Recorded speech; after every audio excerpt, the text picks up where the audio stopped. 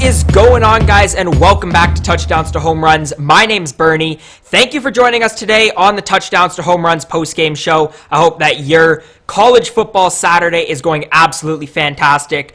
We're within about 2 minutes from getting a final score from this week's matchup between the Florida Gators and the Tennessee Volunteers. At the time that I'm recording this, the Gators are currently up by a score of 31-13, but it is Tennessee ball. We're going to get to my thoughts and the box scores in just a second. But first of all, with this win, the Florida Gators have now won the SEC East. Before we get into everything else, I just wanted to congratulate Florida Gators fans. Huge accomplishment in what so far has been an absolutely fantastic season. And I know coming into this game, you guys are ranked number 6, borderline playoff spot, so still a lot to play for down the season. But congratulations here. Definitely a big accomplishment again, and I wish you guys all the best of the luck for the remainder of the season. Also, just before we get to my thoughts and the box scores, my partner Noah and I run a store. The link for that will be down in the description below. We have some pretty good designs for both Florida Gators fans and Tennessee fans. So everybody watching this video, there will be something for you. I'm showing some of the designs on the screen. Again, great quality. Make sure to check those out. But anyways, Florida takes this one pretty heavily. I actually thought that Tennessee was they played better than the score sort of resembled, especially in the first half. I thought there were some great things that I saw really on both sides of the ball from Tennessee.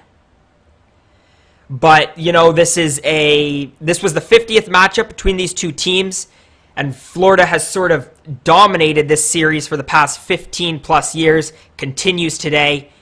But I think Tennessee definitely looked better today and sort of surprised me in the way that they looked today compared to some of the other games that they played in this season.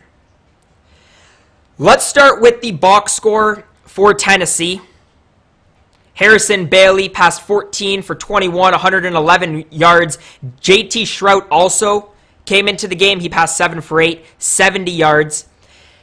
This was the first time this season that Guarantano didn't start for the Volunteers, and I actually sort of liked what I saw, especially in the first half. Harrison Bailey, in his first start for Tennessee, we saw him sort of go through progressions, be able to use his feet, something that we really haven't seen from really any of the Tennessee quarterbacks this season.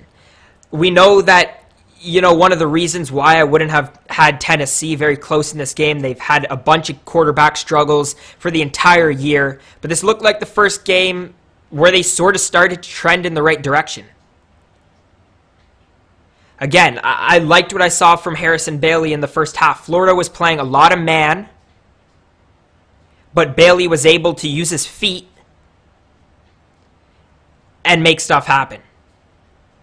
Second half was a different story, though. Tennessee rushing, Ty Chandler led the way, 12 carries, 49 yards. Eric Gray, 12 carries, 47 yards.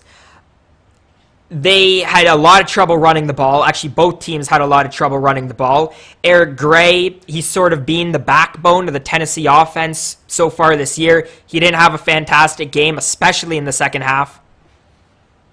But again, Tennessee continues to struggle offensively. In terms of receiving, Jones Jr. led the way, 3 receptions, 48 yards. They had 1 touchdown in the air, which was also Eric Gray. They were using a lot of those flat routes, especially in the first half, and it was working. But again, not the case offensively really in the second half. The defense is where I was really surprised with Tennessee for this game. This is one of, if not the most electric offenses in college football. But Tennessee found a way to at least give their offense a chance. And, I mean, I was really impressed. The very first drive to hold them to 3, we look at the punt that Tennessee missed, and for Tennessee to be able to hold them to a missed field goal, I think it was, so actually no points. And again, only 14 points in the second half. Plus, this is a Florida Gators offensive line that has only given up, I think, coming into this game, like 7 sacks or 8 sacks, and Tennessee got 2 today. So some really positive signs, I think, for Tennessee, and the score does not do justice for some of the positive signs that Vols fans would have seen. Let's flip over to the Florida Gators now. They move one step closer to a potential playoff spot, again, winning the SEC East. Kyle Trask today, 35 for 49, 433 yards, 4 touchdowns, no interceptions. He was fantastic. He had a small stretch, I think, where he missed 4 passes in a row, but other than that, he was essentially lights out for the entirety of the game. In terms of rushing, Copeland led the way. He only had 1 carry, but 17 yards. Florida as a team really struggled to run the football, 16 carries, 21 yards. But again, Florida damages you not on the ground. They do it through the air with potentially one of the most talented receiving corps in all of college football. Kyle Pitts led the way, 7 receptions, 128 yards. Kadarius Toney, 8 receptions, 108 yards. They had a bunch of players in double digits, and Grimes also tacked on those 2 touchdown receptions. Great game. Florida can beat you so many ways, especially over the middle of the field. We saw Toney absolutely burn the Tennessee secondary a few times over the middle of the field. And I mean, again, so talented. Definitely one of the most talented teams in college football, but definitely, in my opinion, one of, if not the most talented receiving corps in college football.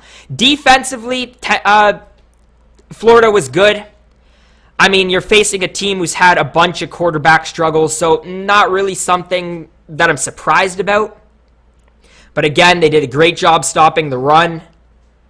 They stopped Eric Gray. They did a great job stopping the pass. They only held them to 218 passing yards, 4 for 14 on 3rd down.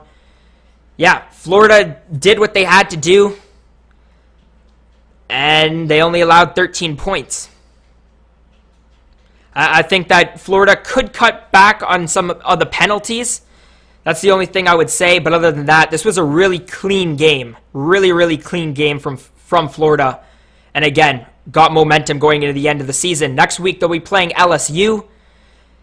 The LSU plays Alabama, I think, today. Florida should be able to get that win. Again, they'll be playing in the SEC championship game. So some big games to finish down the stretch. I think they definitely win next week against LSU. In terms of Tennessee is going to be looking to finish their season off strong. They have 2 more games. They play Vanderbilt next week. I'd assume they get that win, and then they close the season off against number 5, Texas A&M. And if Tennessee, they'll be trying to win that game at the end of the season, trying to kill A&M's playoff hopes. I don't think it's going to happen, but again, still some things to look out for if you are a Tennessee fan. Anyways, guys, if you made it to this point in the video, thank you so much for watching. Let me know what you guys think, your thoughts on the game down in the comment section below. If you liked today's video, make sure to leave a thumbs up, subscribe to Touchdowns to Home Runs. Again, if you haven't already, make sure to check out our store, check out our podcast. Links for those are down in the description below. We have some very funny, good quality merch for both Tennessee and Florida fans. So everybody watching this video definitely will have something that they'll potentially like in the store. Make sure to check those out. Anyways, guys, again, if you made it to this point in the video, thank you so much for watching, and we'll see you guys next time.